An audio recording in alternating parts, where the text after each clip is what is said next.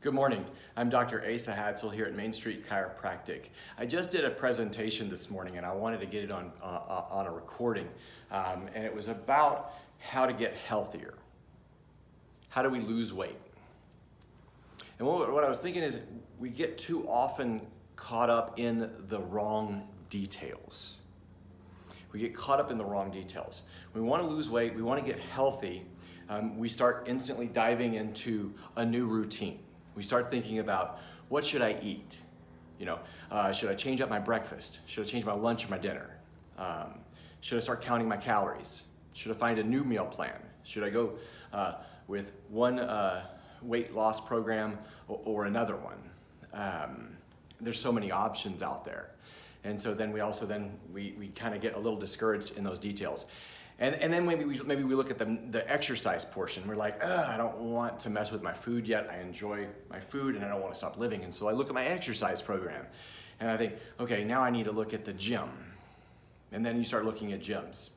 And do I need a personal trainer? Do I want group classes, or do I want somebody to leave me alone and just go in and do my own thing? And then I start thinking about my last experience at the gym. I start thinking about my last experience with a personal trainer. And it's just bringing up all these complications and everything. And so, again, we're getting into those details that maybe are the wrong ones. What I like to ask people is, what worked for you in the past? What worked for you in the past? Now, if you're watching this video, then there is a high likelihood that something in the past worked for a little bit. Something in the past that you did maybe worked just enough for you to remember that it kind of worked, but then it didn't. And so I want to try to help you get past that. I want to look at some different details, okay? Now this is going to require a little bit of work, just a little bit of work, but the results could be so profound, so life-changing that that you can, a year from now, 5 years from now, say, hey, I started this thing and it worked.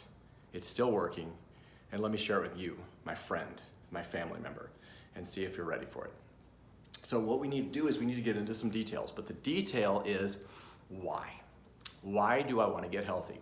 Why do I want to lose weight? Okay, sounds silly. Sounds very straightforward. All right, I want to lose weight. Why? I want to just lose 10 pounds. Why? Why else? What do you mean, why else? Well, okay, I want to feel good. Why do you want to feel good? Well, doesn't everybody want to feel good? Maybe. Some people don't like to feel good. Why do you want to feel good? Well, and you see how this goes. This is the conversation we have in our head. And it's so powerful. There's a thing called the 5 whys, but you oftentimes will need to go deeper than that. You keep going down and down and down and just keep asking yourself, why? It is a very personal answer you're gonna find. A very personal answer. You might find out that your why is you want to feel more attractive, to attract a significant other, right? Maybe you think you feel like, I want to be a different person. I want to feel more confident, okay? So there's these deep whys, and maybe it's because of something that happened when we were younger. Maybe it was something that happened more recently. So things that happen when we're younger are we feel out of place. We feel like we're disconnected from our friends for whatever reason. Maybe we're running in the wrong crowd. And we're still running that wrong crowd. As we get older, maybe we're tired of now discovering that it hurts when I wake up in the morning. It hurts when I get out of bed, okay? And so it can be very deep, but it is also very personal. Now the cool thing about this effort or this exercise is it's very simple, very simple. It's just not easy. So we go through this question, why? Now the cool thing about it is when you go through this process, when you go through the steps of answering these questions, why, and then answering why, and then answering why, what we're building here is a muscle. we're building strength. We're not doing biceps or pecs. We're not working those big muscles here. We're working another muscle that's called willpower. All right? The muscle is called willpower, which leads to self-discipline. So it's a practice in willpower. It's a practice in honing our skills into getting into those details, the details that matter, okay? And so what we're doing is we're discovering why, and we're exercising willpower, because then once you start to practice this, then things can start to make more sense. We'll start to look at it and be like, okay, well, it kind of revolves around my sleep schedule. The issues I have revolve around after hours, my socialization stuff. And then so the questions start to be answered pretty quickly, and it's nothing earth-shattering. It's nothing, super powerful or life-changing. It could be just the smallest thing. We understand that why, and then we can get very detailed and just be like, oh, man, you know what? I bet if I just go to bed a little earlier, I'll get more sleep. I'll feel more refreshed.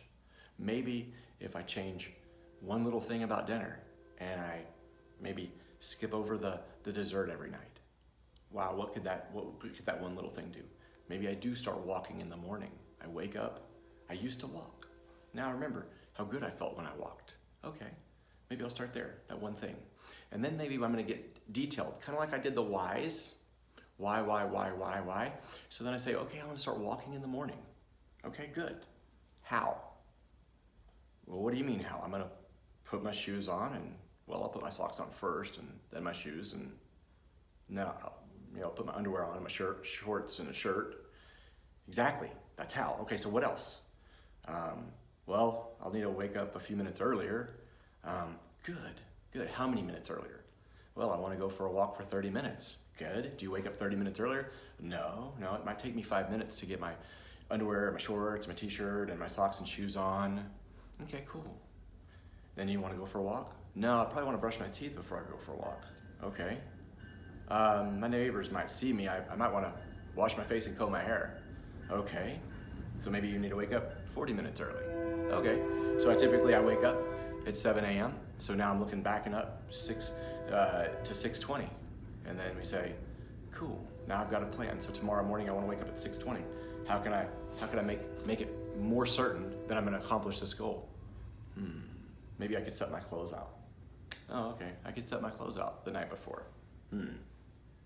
Yeah, maybe I could think about what time I go to bed, because now I'm gonna be waking up 40 minutes earlier. I know I need 8 hours of sleep, and I don't function very well on less than 8 hours of sleep, so now we're taking 40 minutes away from my time to sleep. I'm only gonna get 7 hours and 20 minutes, so how would I do this? I usually go to bed, I go to bed at 11 o'clock, and so gosh, okay, then maybe it wouldn't be that hard to go to bed at 10 o'clock. But do you see the details? Do you see the details? So when we go through that why,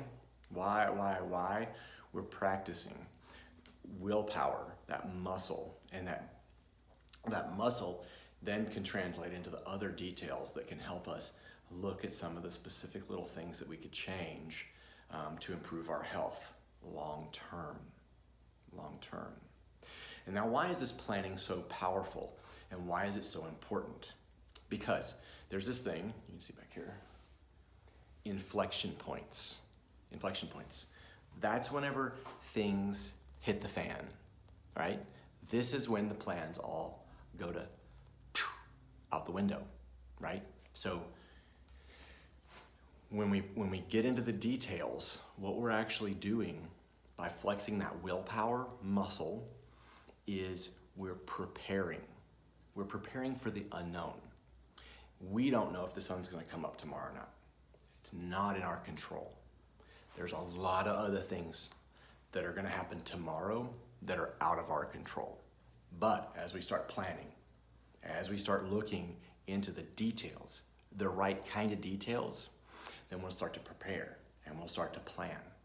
And we're ready for those inflection points, those points where stuff happens and we could have anticipated it.